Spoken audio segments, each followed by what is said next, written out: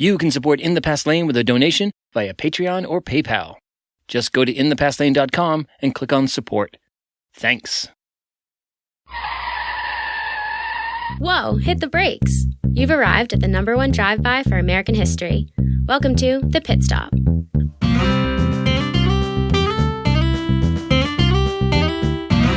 Brought to you by In the Past Lane, the podcast about history and why it matters. Here's Edward T. O'Donnell, your host and historian at large.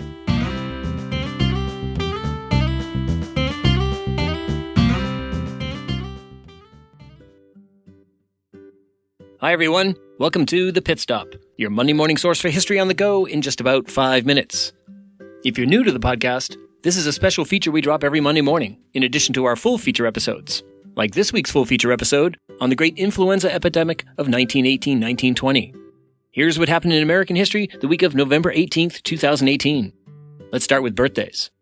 November 12th, 1815, that's the birthday of women's rights activist Elizabeth Cady Stanton, who was born in Johnstown, New York.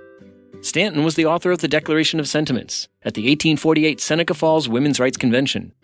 It was basically a rewrite of the Declaration of Independence into a women's rights manifesto, and it began with the words, "We hold these truths to be self-evident, that all men and women are created equal."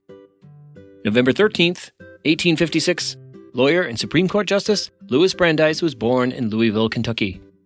When Brandeis was named to the High Court by President Woodrow Wilson in 1916, he became its first Jewish member.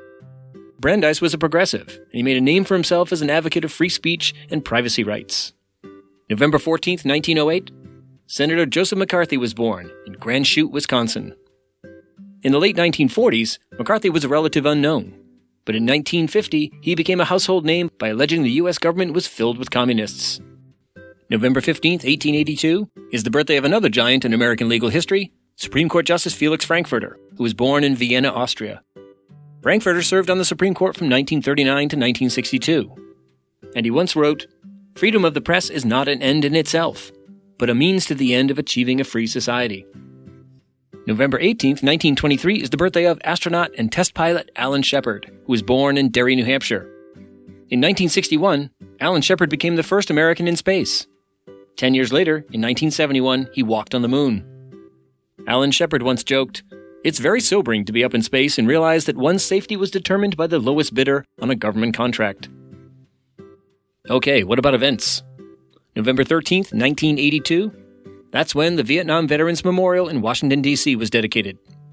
A few years earlier, when the design for the memorial was made public, many veterans and politicians objected.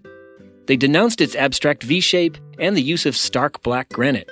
But once it was unveiled, it took very little time for the public to appreciate its power and beauty. November 14th, 1851, the great American novel Moby Dick was published. Written by Herman Melville, it chronicled the story of an ill-fated whaling vessel commanded by Captain Ahab, a man obsessed with killing a great white whale. Perhaps the most interesting thing about Moby Dick is that it attracted almost no attention when it was first published, and only began to attract readers decades later in the 1920s, long after Herman Melville had died. November 15th, 1864, General William Tecumseh Sherman, having captured the city of Atlanta, Georgia, commenced his march to the sea. Sherman's army cut a 285-mile path of destruction across the state all the way to the city of Savannah. The march weakened the Confederacy and hastened the end of the war. November 18th, 1883, the great railroads of the United States and Canada devised 5 time zones for North America, the same time zones more or less that we use today. November 18th, 1978, 40 years ago this week, 909 people, most of them Americans, who lived in a religious cult colony in Guyana, South America, known as Jonestown, committed mass suicide. This ritual suicide had been ordered by the cult's leader, Jim Jones. Okay, time for the last word. Let's give it to Supreme Court Justice Louis Brandeis, who offered one of the most succinct statements on the threat posed to American democracy by extreme inequality. We must make our choice. We may have democracy, or we may have wealth concentrated in the hands of a few. But we can't have both. Okay, people, that's your history fix for the week. Now put it in drive and go make your own history.